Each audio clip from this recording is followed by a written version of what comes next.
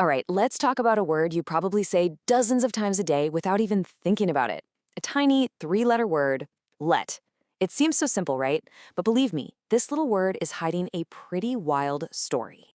I mean, really, how complicated can let possibly be? Well, it turns out it's kind of like a secret agent of the English language. It's got multiple identities, it breaks all the rules, and it belongs to a very, very exclusive club. So let's dig in and see what's really going on. Okay, so first things first. Where do we even start? Well, the biggest clue that something's up with let is that it's basically leading a double life. And right out of the gate, it gets weird. On one hand, let means to allow or permit something. Let it go. But then it can also mean to rent out a property. Now think about it. Those two ideas have absolutely nothing to do with each other. It's pretty strange for one little word to be doing two completely different jobs.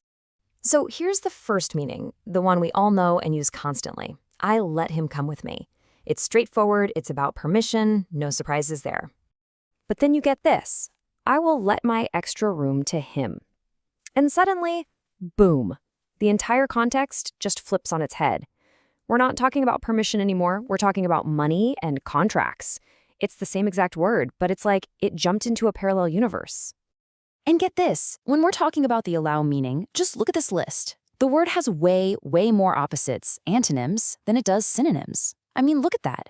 It's almost like the word is defined more by what it stops from happening than what it actually allows.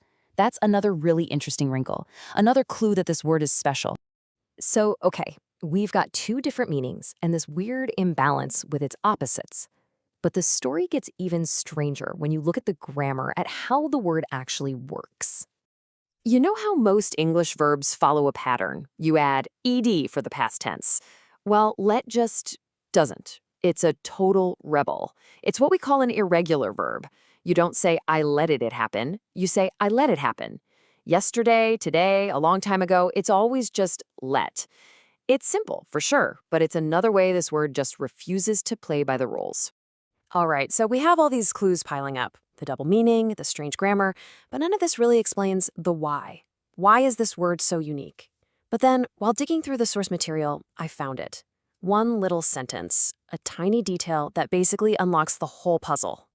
This one little line puts everything else into perspective.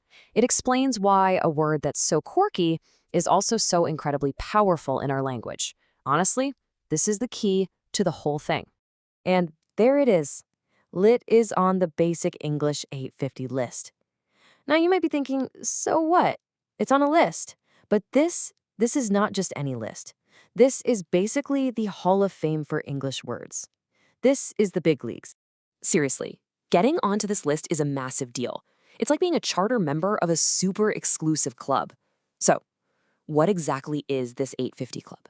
That number, 850, represents a core vocabulary, a specially selected set of words that, with just a few simple rules, allows you to say almost anything.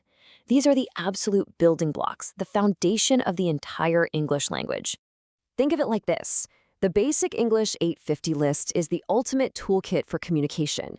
It's the most essential, most fundamental, distilled version of the language. And our quirky little word, let, is in that toolkit.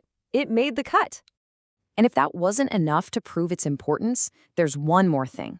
On top of being on this super essential list, it's also one of the 1,000 most frequently used words in all of English. So it's not just foundational, it's also a word we literally can't stop using. So let's just step back and put this all together. We started with a word we barely notice, and we've ended up at the very heart of how we communicate.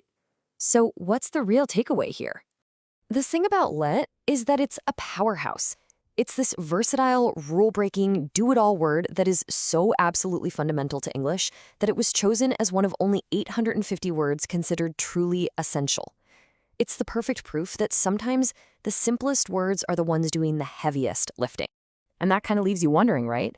If a simple word like let is hiding all this complexity, what other everyday words are we completely taking for granted? What other secrets are hiding in plain sight in the words we use every single day? Makes you want to listen a little more closely, doesn't it?